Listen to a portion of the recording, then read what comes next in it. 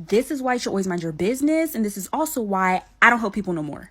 Okay, so a little backstory. Everybody at my school was planning a brawl at this upcoming football game that the teachers didn't know about. It was a home game, so everybody was going. And I was not about to get my shit rocked or get my head stomped out, so I publicly announced I would bring water bottles just in case anybody gets thirsty mid-fight. And that was like a thing. Everybody was calling me the referee. Anyway, so I'm guessing everybody was on edge that day because tell me why I walk into geometry and I had to give a presentation that day. Like, we all had groups to present with, and while my group was up at the board presenting our project, I noticed this girl in my group who was wearing shorts. There was a white tag sticking out the bottom side of her shorts. Or at least I thought it was a white tag, and I was just trying to help because tell me why when I pulled this white tag, her tampon came out, this girl turned around. She rocked my shit, bitch. Fight night started early. Child, I was laying on the floor like... And of course, everybody found out about it and everybody was making fun of me because how I get my shit rocked before fight night. But to be fair, I guess it was more embarrassing for that girl because she did get her tampon pulled out in class because of me. So this is part 2 of how I set my friend's grandma on fire. If you didn't see part 1, it's the last video where I was playing Subway Surfer. So like I said, we see that my friend's grandma is on fire and everyone was confused because the rest of the room was not on fire. She was the only thing in the room that was lit up. So my friend's grandma is burning. My friend's mom picks up a cloth she found on the floor to put out the fire while she's screaming for the dad to come downstairs and help. So they were able to put out the fire, but the grandma passed out, so we had to call an ambulance and get her rushed to the hospital. And I know I'm going to hell for this, but the whole time I was thinking, damn, I really hope that blunt turned into ashes, because if they find that shit, I'm done for. I don't know why I put it under her wig while she was sleeping, but I thought it was the right thing to do. Anyways, the ambulance rushed her to the hospital and we drove after them. My friend and I had to wait in the sitting room, and her dad came back to tell us they were putting her under surgery. But they thought that she could make it, so everything was good. Everyone was trying to figure out why she caught on fire. I kept my mouth shut because I thought I was gonna go to jail, and gladly my friends were too high to notice that I went into the room with the grandma. But then my friend's mom comes up to us and confronts us and says one of us did go into the room where the grandma was sleeping because the police found the blunt.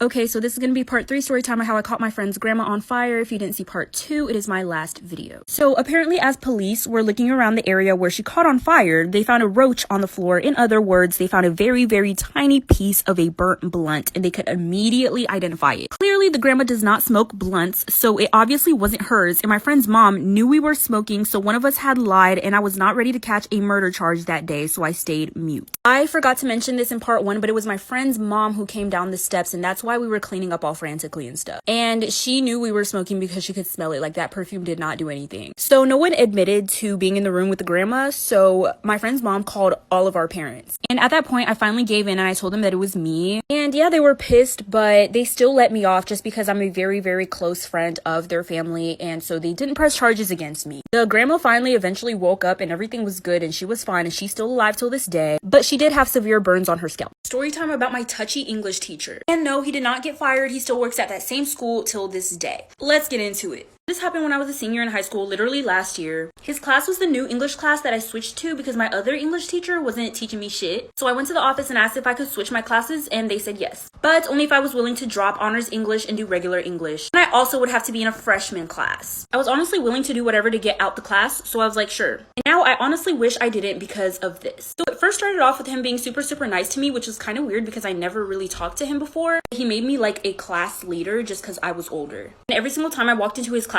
he would try to talk to me, like not even about school, literally about anything. I didn't think that was weird. I was guessing he talked to me so much because I was older and we could relate on more stuff. This is when things started taking a turn for the worse. During tests or quizzes, he would walk around the classroom and he would always make his way back to me just so he could rub my shoulders, or he would run his fingers through my hair. That was the biggest red flag. Then he asked me to stay after school for extra credit, like for part 2. Part 2 of my touchy English teacher. Things I would like to add from the last video. I never had him as a teacher before, not even freshman year. I moved to that school when I was a sophomore. They told me that he was known to be creepy and that so many girls have complained about him making them uncomfortable. But they were just rumors, so I didn't think that much of it. Till that man started rubbing my shoulders in class. And it's the fact that he rubbed my shoulders and nobody else's. I was not 18, I was still 17 years old. I just started senior year. Back to the story. So he asked me to stay after school for extra credit. He said he wanted me to help him set up a project for his students, and he doesn't know what young kids like, and apparently every freshman in his class had something to do after school, so I had to do it. But since he said he would give me extra credit, I was like, okay, sure. And I definitely didn't think that this would happen. So my last class was forensics, so after school I went to his classroom. He didn't have any supplies out or anything, so I was like, what project? He tells me to reach on top of a shelf behind his desk. He was literally sitting at his desk, he could have done it himself. So I was like, okay, but as soon as I reach up on that shelf, he gets up and grabs my ass. Like for part 3 because it only gets worse from here. This is part 3 of my touchy English teacher. So like I said, he asked me to get something off of the shelf behind his desk while he was sitting at his desk, and as soon as I go up to grab it, he grabs my ass. He literally stood up to grab it. And then I spun around and started looking at him crazy. Well, after he grabbed my butt, he kept walking as if his arm just brushed up against my ass. And he looked back at me and he was like, is everything okay? Like, okay, so we're just gonna act like he didn't just do what he just did. But I just looked at him and I was like, everything's okay. I told him that I had just gotten a text from my mom and an emergency happened, so I had to go home. But instead of going home, I went to a friend's house, and it was the same friend who told me all the rumors of that teacher being a creep. I went to a friend's house instead of going straight home because I was crying really hard and I didn't want my parents to be concerned, and I wasn't sure if I wanted to tell them what happened or not. I was only crying because I felt super uncomfortable and I didn't know what else to do. When I got to my friend's house, she told me that she would go to the office with me at school the next day. So the next day came and we went to the office. Well, this is what they said when we told them what happened. Like for part 4. This is part 4 of my touchy English teacher. Okay, so my friend and me went to the office to tell the principal what happened. And he was acting really concerned and everything until I told him which teacher it was. Then he was like, oh, yeah, we get complaints about him all the time. And I was like, so are you going to do something about it? Why haven't you done something about it already? And he goes, well, a lot of students will make up things about a teacher they don't like just so they can get them in trouble. But I'm not saying you're making it up. Of course, we're going to have to look into it. Well, I told him that I wasn't comfortable in that class anymore and I wanted to go back to my honors English class. And he let me switch back. Well, after like 5 months, I still never heard anything from my principal. And I didn't know what better to do but move on with my life. I still saw him in the hallway sometimes and it was just really, really awkward. And he would smile at me as if what happened didn't happen. They basically just let him get away with it because multiple girls have complained about him before, but they didn't have any proof against him. Since there was no proof, they didn't do anything. But I feel like if it was multiple girls, something should have been done. But that's just me. So I made this story time with this brand new blonde wig. And y'all was being real mean in the comments talking about I can't lay a wig. I don't know why y'all expect creators to look good all of the time because I know half of y'all are watching this video right now looking like, but it's okay because you're not going to look good all the time. But I'm pretty sure it's just the wig itself. I bought this shit for $168. It sheds, it's flimsy, but watch me make it look good. So I went ahead and laid down the wig cap. Now we're going to do the application process. The first couple of times I tried to lay it down, I used foundation, but I realized that that doesn't help. So we're not going to use foundation. We just going in. Ignore this pink line on my face. It's makeup. I could not get it off. So now we're going to add some glue. This reminds me of my... Never mind, I'm not gonna text him. Oh, that nigga. Anyways, wig is on. So as you can see, it's really bumpy at the top. I haven't done the edges. I'm about to do the edges right now. So I laid down my edges. Now we about to straighten it so it can be flat. So I just finished straightening it and I did the bumped ends because y'all know how I love my bumped ends. So this is what we got so far. Now we're gonna use the hot comb to make it extra flat. Okay, so I used the hot comb and oh my gosh, she looks so much better. Now I'm about to put some makeup on. Who the fuck is this with your little fine sexy ass? Goddamn, she fine. Story time about why my lunch lady always hated me in high school. Never thought this would happen to me. This story takes the biggest turn at the end. Okay, so it first started off as just my lunch lady eyeing me weird. Whenever I would enter the cafeteria or whenever I would pay for my food, she would always give me the weirdest look. And then sometimes she wouldn't even let me get lunch. She would say, oh, you don't have enough money on your account. When I knew the day before I just put money in. So then I wouldn't be able to eat lunch. I reported her a couple times. Mind you, my mom works at the school. I even told my mom about it. She would just lie and be like, I never said she couldn't get her food. Mom told me that if she ever refused to let me get food again, to just come up to her classroom and then she'll give me something to eat. But I was so confused because my mom works at the school and I expected her to talk to administration about how the lunch lady is treating her daughter. But she didn't say anything to administration until one day. This time I actually didn't have any money on my account and I did not know. Went to go get my lunch as usual. When I go to check out my food, the lunch lady throws her hands up, knocks my plate out of my hand. She says I'm just like my mom because we're both greedy.